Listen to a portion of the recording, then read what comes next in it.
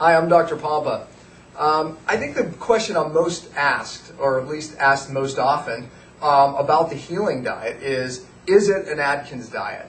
And absolutely it is not an Atkins diet, so we'll answer that right up front. But I think to understand that, because when we're talking about getting rid of grains and sugar, and really that's what the healing diet does, we think low carbohydrate diet. However, let's look at the differences. First of all, the Atkins diet is absolutely a high protein and a low carbohydrate diet.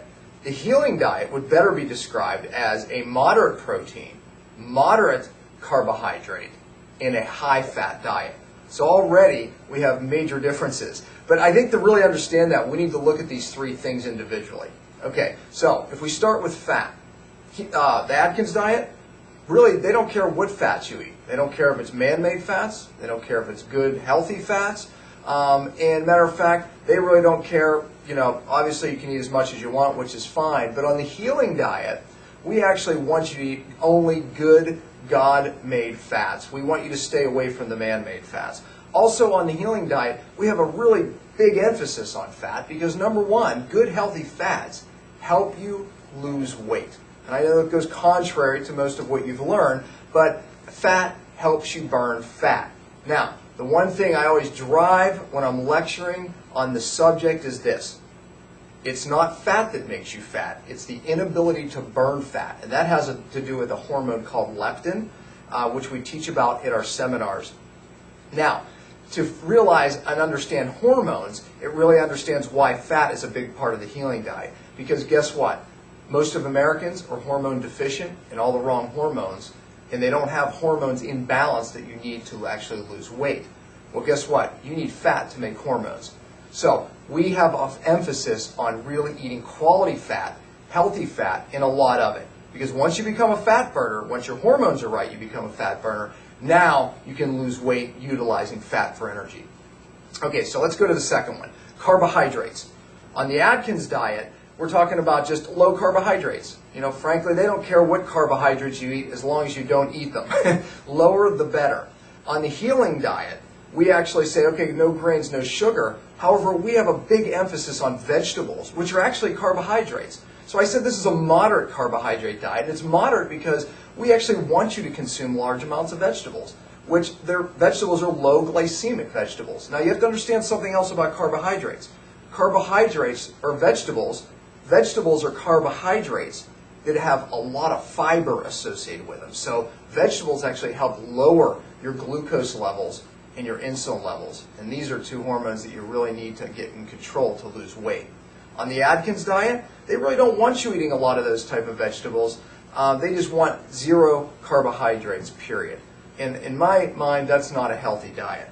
Now, we also allow moderation of certain really healthy fruits, such as berries, blueberries, raspberries. These things are loaded with antioxidants, things that we know fight cancer, fight heart disease, and inflammation, which is the cause of new millennium disease today. So we actually allow these things in moderation, especially in the morning and before you exercise. So the last thing is protein. Okay, the Atkins diet, obviously, high protein as much as you want. You can eat it all day long. And that works for some individuals. However, on the healing diet, the majority of people, when they start ingesting too much protein, they cannot break it down or properly. However, they end up breaking the protein down into sugar. So, on average, somewhere between 15 and 25 grams of protein per meal is what we allow. Now, that is determined by body size, male or female, and also if you're exercising or not. So, if you're eating too much protein per meal, the point is this, is you're going to end up taking that protein and breaking it down into sugar. And that's the problem with the Atkins diet. That's why people start to lose weight in the beginning. And then they start eating, they don't eat vegetables, all they're eating is basically more and more protein, which starts to convert to sugar on them, and now you're not going to get the response that you were looking for. I think there's a couple other things that need to be pointed out about the healing diet. The healing diet obviously has a great emphasis on even healing the body, hence the word healing diet. It has an emphasis on fat.